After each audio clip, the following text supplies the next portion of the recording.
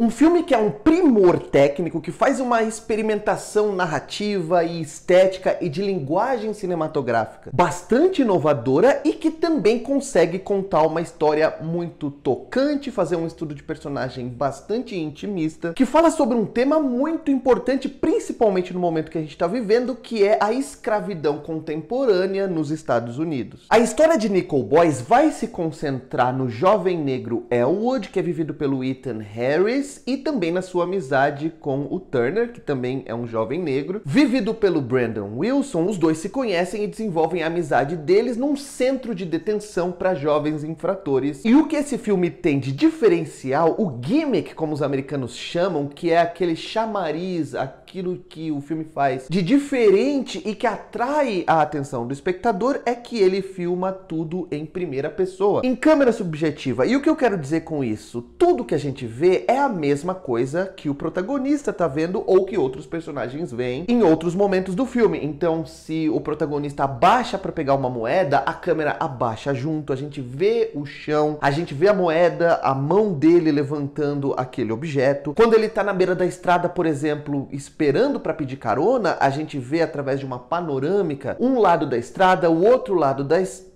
olhando junto com a cabeça do protagonista. Essa é, a princípio, uma estratégia narrativa que vai nos colocar literalmente no lugar daquele personagem e criar uma experiência muito imersiva e que nos aproxima da subjetividade dele, porque o filme é muito inteligente em ser subjetivo não apenas daquilo que o personagem vê, mas também daquilo que o personagem imagina. Então a gente tem acesso às memórias, às lembranças, aos sonhos e também aos pensamentos abstratos, subjetivos do personagem, o que é algo bastante interessante. Essa estratégia narrativa tem um problema óbvio que o filme consegue consertar de uma maneira muito simples. O problema é que, como ele é, de certa forma, um estudo de personagem, ou pelo menos uma história que é comandada por um personagem muito estabelecido, por um protagonista muito claro, se tudo que a gente vê é através dos olhos dele, a gente tem dificuldade de ver o rosto dele, o que também é importante na nossa identificação cinematográfica. Quando a gente está vendo um filme, a gente se identifica muito, a gente desenvolve empatia também ao olhar as expressões do personagem, principalmente do protagonista. E o filme resolve isso fazendo com que em alguns momentos a gente também veja o protagonista através da visão subjetiva do melhor amigo dele, e isso, como eu falei, faz não só com que a gente veja o personagem principal, como também em alguns momentos, principalmente lá no segundo ato do filme, a narrativa assuma, para efeitos práticos, para efeitos pragmáticos, uma estrutura um pouco mais simples, por exemplo, quando ela faz plano e contraplano, porque o foco ali naquele momento é uma conversa muito importante entre os dois e a experimentação narrativa é deixada de lado, pelo menos por alguns minutos. Mas essa estratégia narrativa e visual do diretor Ramel Ross e do diretor de fotografia Joe Moffrey não é apenas funcional, não só favorece a nossa identificação com o protagonista, como também cria alguns planos que são lindíssimos, mesmo eles sendo muito rigorosos nessa estrutura e nessa proposta estética que eles estão lançando nesse filme. Eles também conseguem pousar a câmera subjetiva em imagens que são reveladoras, em imagens que são lindíssimas esteticamente, como lá no início do filme, por exemplo, no momento em que o Elwood, ainda criança, está diante de uma vitrine de uma loja, tem várias televisões à venda e elas estão mostrando o famoso discurso do Martin Luther King, e a gente vê pela luz batendo no vidro o reflexo do personagem, com os olhos abertos, vidrados naquela imagem do pastor, do militante, que obviamente vai refletir muito das lutas dele ao longo do filme. É uma imagem lindíssima, assim como são outras também que o filme consegue evocar através dessa experimentação ousada e funcional. E o filme tem essa proposta para contar uma história que é importantíssima e que é também bastante tocante sobre aquele personagem num contexto que muitas pessoas não conhecem, que é o contexto de escravidão contemporânea, como eu falei anteriormente, nos Estados Unidos, na época da segregação nos Estados Unidos, que inclusive era um sistema de castas admiradíssimo pelo pintor austríaco lá no começo do século XX, aquele mesmo, o do bigodinho. E nesse caso aqui, o filme mostra uma das diversas maneiras que os Estados Unidos conseguiram encontrar de manter vários negros, principalmente jovens nesse caso aqui, fazendo o trabalho escravo, abdicando de uma vida rica, de uma civilidade americana. E isso é muito tocante. Eu gosto muito quando um filme usa uma técnica, o filme usa uma estrutura narrativa inventiva, ousada, para falar de temas e para apresentar personagens com os quais a gente se envolve também. Ainda mais o filme sendo baseado num livro, o filme é baseado no livro do Colson Whitehead e, obviamente, toda essa abordagem visual é algo de novo que o filme traz para aquela história. Eu não li o livro, mas que provavelmente as partes mais tocantes já estavam lá. O filme consegue ser cinematográfico na melhor concepção da palavra. Eu não gosto de basear as minhas críticas em premiações, na temporada de premiações de Hollywood, mas já que a gente tá às vésperas do Oscar, eu posso dizer que entre os 10 filmes indicados a melhor filme, o único que eu não vi ainda é um completo desconhecido, Nickel Boys, juntamente com o nosso Ainda Estou Aqui e também com Duna Parte 2, são os meus favoritos, são as 3 obras-primas para mim, entre aqueles 10 indicados na categoria principal.